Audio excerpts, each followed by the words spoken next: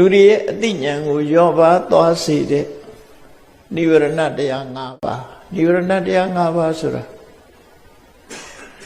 ရှင်ထဲမှာဖြစ်ပေါ်လာတဲ့နှစ်သက်ဖွယ်အာယုန်တွေကိုမျက်နှိုးခုံမင်မှုလိုချင်မှုကာမိဆန္ဒမရရင်မုန်းတီးမှုစိတ်ပြတ်မှုအားငယ်မှုဆိုတဲ့ဖြာပါဒဒီကြားထဲမှာစိတ်ကိုစုစည်းလို့မရအောင်စိတ်ပြန့်လွင်နေကြီးဆိုတဲ့ဥဒိစ္စလောက်ခဲ့တဲ့အမှားတွေပေါ်မှာစိတ်ပူးနေခြင်းဆိုတဲ့ကိုကုဆ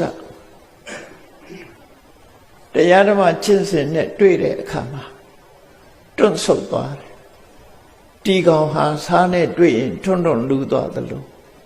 လူတွေရဲ့စိတ်ဟာလည်းတရားနဲ့တွေ့လို့ရှင်တွန့်ဆုတ်သွားတယ်တရားသားကြတဲ့ပုဂ္ဂိုလ်တွေသာတရားကိုရှာပြီးတရားနဲ့နေနိုင်တာဖြစ်တယ်တရားဝေးတဲ့ပုဂ္ဂိုလ်တွေဟာတရားသာမကြားလိုက်နဲ့သာတိတီယူသာထိတီယူတွန့်တွန့်လူတို့ဆိုလို့မခံနိုင်တော့ဘူးတောက်ဆုတ်သွားတယ်ထိနာမိဋ္ဌတရားနဲ့တွေ့လိုက်ရင်စိတ်အားတက်မှုတွေမရှိဘူးရောကျသွားတယ်စိတ်မပါတာဖြစ်လာတယ်ထိနာမိဋ္ဌမန္တရားနဲ့ပတ်သက်ပြီးတော့ဝေခွဲလို့မရအောင်ရှေ့တိုးမရအောင်ဟုတ်လားမဟုတ်လားမဆုံးဖြတ်နိုင်တဲ့အတိဆုံးဖြတ်နိုင်တဲ့အတိညာ